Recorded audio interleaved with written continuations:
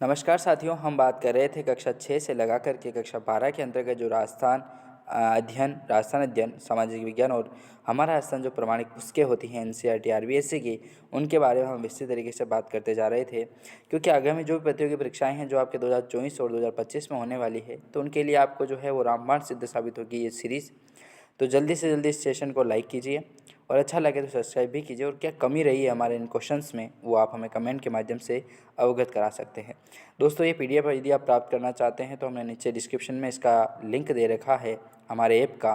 वहाँ से आप प्ले स्टोर से जाएंगे, डाउनलोड कीजिए और आप नोट्स वाले ऑप्शन में जाएंगे तो आपको जो पीडीएफ है वो आपको वहाँ पर प्रोवाइड करा दी गई है, वहाँ से आप डाउनलोड कर सकते हैं। चलिए सेशन को शुरू करते हैं। हम बात कर रहे थे कक्षा 9 की पुस्तक, जिसके बारे में 12वां अध्याय भारत का भौतिक स्वरूप, इसके बारे में हमने टॉप 20 क्वेश्चंस जो हैं वो हमने सॉल्व कर लिए थे। तो देखिए, इस नेक्स्ट सेशन को हम शुरू करते हैं। 20वां महत्वपूर्ण प्रश्न था कि देश के कुल भौगोलिक भाग का कितना प्रतिशत भाग जो है वो मैदानी भाग है, तो 43% जो भाग है वो मैदानी भाग हो जाएगा। 21वां महत्वपूर्ण प्रश्न आया था कि हिमालय पर्वत भारत में कितने क्षेत्र में विस्तृत है, तो 5 लाख वर्ग किलोमीटर में जो है वो हिमालय पर्वत जो है वो विस्तृत क्षेत्र हो जाएगा इसका। हिमालय की भारत में कुल लंबाई कितनी है, तो कुल लंबाई जो है हिमालय की भारत में वो हो जाएगी 2500 किलोमीटर। भारत में हिमालय की श्रेणियों की चौड़ाई कितनी है, तो 250 से 400 किलोमीटर जो है वो भारत में हिमालय की श्रेणियों की जो है वो चौड़ाई हो जाएगी। हिमालय पर्वत किस प्रणाली का भाग है, तो पामीर प्रणाली जो है उसका भाग हो जाएगा हिमालय पर्वत। विश्व का सबसे ऊंचा पर्वत कौन सा है, तो हिमालय पर्वत जो है वो विश्व का सबसे ऊंचा पर्वत हो जाएगा। हिमालय को कितने भागों में विभक्त किया गया है, तो 3 भागों में जो है वो विभक्त किया जाता है हिमालय को अपने 3 भागों में, वृहद, लघु और उप हिमालय के बारे में।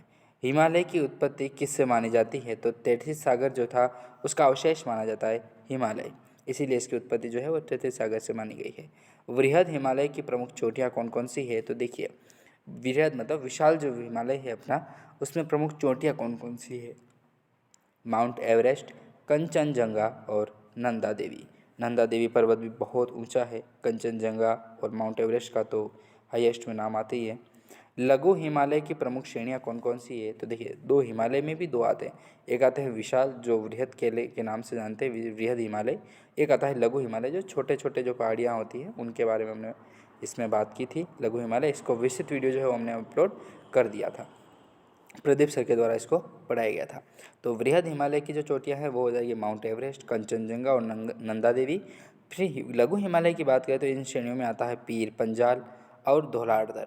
ठीक है, धौलाधर जो है वो लघु हिमालय की प्रमुख चोटियाँ है। उप हिमालय की प्रमुख पहाड़ियाँ,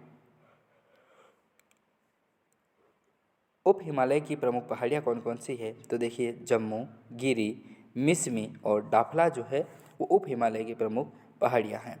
वृहद हिमालय की औसत ऊंचाई कितनी है, तो 6000 किलोमीटर जो है 6000 मीटर जो है वो वृहद हिमालय की औसत ऊंचाई हो जाएगी। माउंट एवरेस्ट की ऊंचाई कितनी है, तो माउंट एवरेस्ट की जो ऊंचाई है वो हो जाएगी 8848 मीटर। तो इस तरीके से हमने 32 महत्वपूर्ण प्रश्न जो हैं दोस्तों वो आपके समक्ष हमने सोल्व किए हैं। मान के चलिए कि इस सीरीज़ में जो 100+ प्रश्न है दोस्तों, तो मान के चलिए कि अब इस सीरीज़ से आपको 100% प्रश्न देखने को मिलेंगे जो भी प्रतियोगी परीक्षाओं की आप तैयारी कर रहे हैं। तो चलिए इस सेशन को हम यहीं पर समाप्त करते हैं और मिलते हैं नेक्स्ट वीडियो में। तब के लिए जय हिंद।